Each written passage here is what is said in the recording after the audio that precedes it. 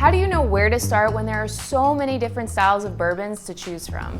I'm breaking down the 6 different styles of bourbons and what you can expect from each. First off, it's important to define what makes bourbon bourbon. And we made a whole video about it, including how to taste it, and you can check it out here. So here are the spark notes. Bourbon is a whiskey made in the USA with at least 51% corn, with a mixture of wheat, rye, and barley filling out the rest. By law, a bourbon must be distilled at no more than 160 proof, barreled at no greater than 125 proof in new charred oak barrels, and bottled at no less than 80 proof. Now let's break it down. There are 6 different styles: high corn, wheated, high rye, small batch, single barrel, and cask strength.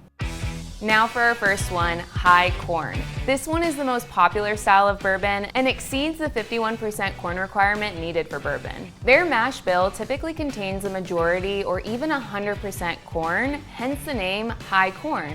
This can result in a sweeter taste. You'll typically get aromas of vanilla and caramel, and if the name didn't already give it away, corn. It's a super versatile spirit. It can be mixed in an old fashioned, a Manhattan, or even served neat. Wheated bourbon is very similar to high corn bourbon, but instead of using rye for its secondary grain, it uses wheat in its mash bill.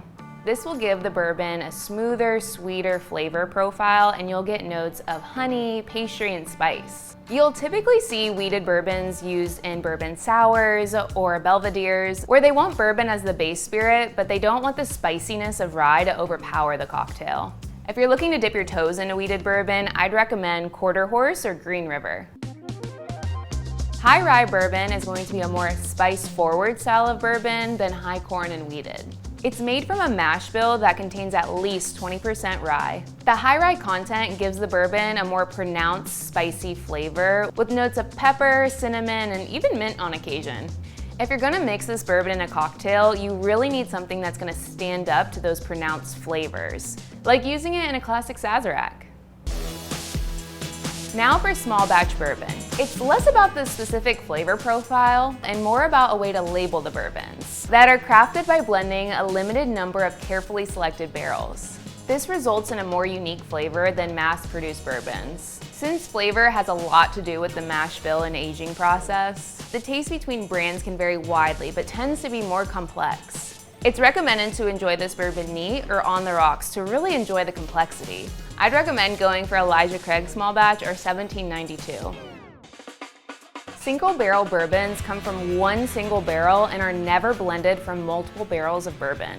This means that each bottle of bourbon has its own unique flavor that cannot be replicated even between the same brand. Distillers typically taste tons of different barrels just to decide which one is perfect for the single barrel bourbon, looking for ones that have exceptional qualities or unique flavor characteristics. Our team of experts personally visit your favorite distilleries to sample single barrels. Once they find one they like, the distillers bottle it as ABC's exclusive private barrel selection. These special bottles are only available at ABC at select stores, and once they're gone for good.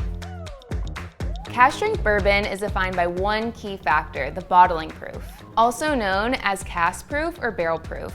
Unlike bourbons that are diluted with water to a specific proof, Cask Strength Bourbon is bottled straight from the barrel at its natural alcohol content, anywhere from 100 proof to 130 proof or even higher. This can result in a bourbon that has a much more robust flavor profile with an abundance of spice and heat. Now that you know all the different styles of bourbon, let us know which is your favorite in the comments.